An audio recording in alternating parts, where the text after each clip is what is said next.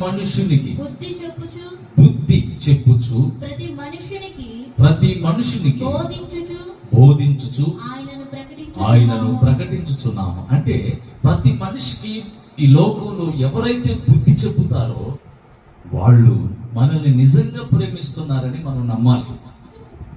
ఎవరైతే బుద్ధి చెప్పట్లేదో వారు మనల్ని ప్రేమించటం లేదని నమ్మాలి. మనల్ని బుద్ధి చెప్పే వారి మాట వింటే మనకి మంచి బుద్ధి వచ్చుద్ది.